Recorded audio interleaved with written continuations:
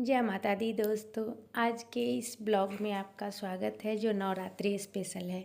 मैंने क्या किया ये बताऊंगी। सुबह उठती थी मैं, एक्चुअली सुबह ही उठकर सब कुछ अरेंज करना ज़रूरी होता था। तो सुबह उठकर मैं फूल लेने के लिए चली जाती थी। और पता है आपको, नवरात्रि के समय सभी को फूल की ज़रूरत होती है जो कि मिल नहीं पाता, इसलिए मैं जल्दी ही उठ जाती थी और जाकर फूल ले आती थी।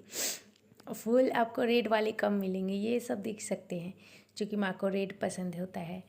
उसके बाद फिर मैं मार्केट निकल गई क्योंकि फ्रूट्स वगैरह लाकर रख लेना ज़रूरी होता है। 9 दिन का हमारा उपासना होता है, आप सबको पता है। तो उसमें मैं मार्केट जाकर जो तरह तरह के जो फ्रूट्स दिखे उसमें से मैंने ले लिया और फिर मैं आकर दिए बनाने बैठ गई।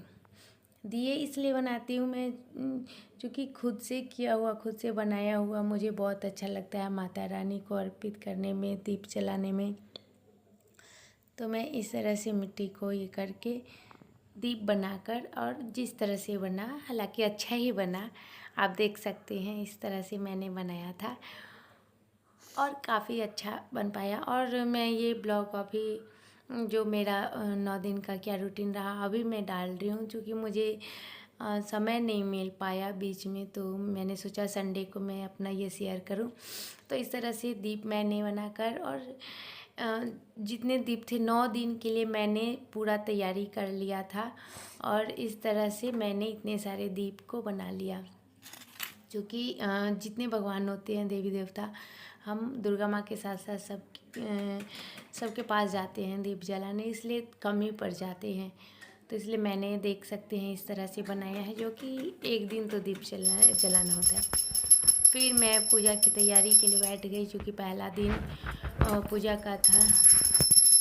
तो उसके लिए जो मैंने माता रानी का व्रत का ये किया था 9 दिन का करने का, उसके लिए मैंने पूरे श्रद्धा और मन से पूजा किया।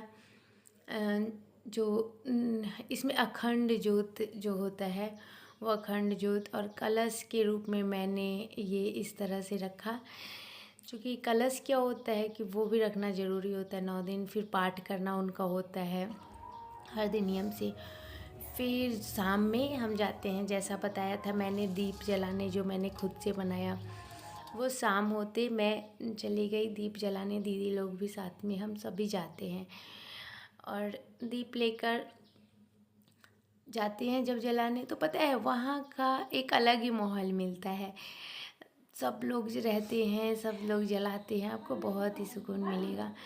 तो इस तरह से जो पहले काली मंदिर हम जाते हैं, और पता है जो सप्तमी होता है उस दिन माता की आँखें खुलती है, जिसके लिए ये डोली में उनके लिए बेल लाया जाता है। जो बेल आया उसके बाद माता रानी का पट खुलने का समय देखिए, कितना मनमोहक दृश्य है। कैसे सब इंतज़ार इस पल का करते हैं, कब माता रानी का जय माता दी। भगवान माता रानी सब पे अपनी कृपा बनाए रखे। और इस क्षण को रिकॉर्ड करने के लिए सब अपने फ़ोन ले लेते हैं। फिर माता की आरती शुरू होती है। माता की आरती जो होती है ना, ये दृश्य जो होती है काफ़ी अच्छी होती है। सब देखना चाहते हैं इसे। और इस तरह से बाद हम पहुँचे पंडाल घूमने। आपको पता है पंडाल घूमने का मज़ा ही कुछ और होता है। अनेक तरह की देवी माँ होती हैं। इस पंडाल की खासियत पता है क्या थी?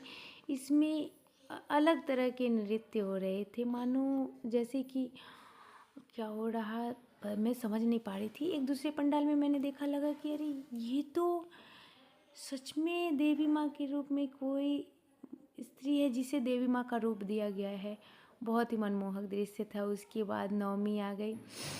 नवमी को माँ कन्या पूजन मैंने करवाया। कन्या पूजन में जो नन्ही नन्ही जो कन्याएं थी उनके लिए उनकी दीदी बैठी हुई थी, और काफ़ी वो जो छोटे बच्चे होते हैं बहुत ही प्यारे लगते हैं माता के रूप में।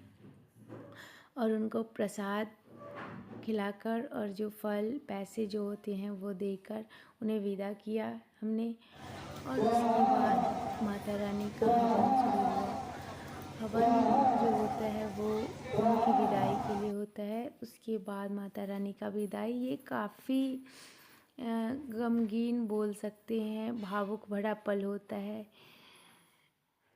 सभी कितना लगाव जो होता है, पूरे 9 दिन हम श्रद्धा से रखते हैं, उसके बाद उनका विसर्जन का ये समय सबको कठोर बना देता है। अपने दिल को कठोर करके ही हम माँ को विदा करते हैं, चूँकि हमें कभी भी मन नहीं होता कि माँ हमसे विदा हो। और फिर उनका विसर्जन करते हैं, फिर अगले वर्ष इंतज़ार करते हैं। जय माता। और आपको ये वीडियो कैसा लगा कमेंट में ज़रूर बताएं।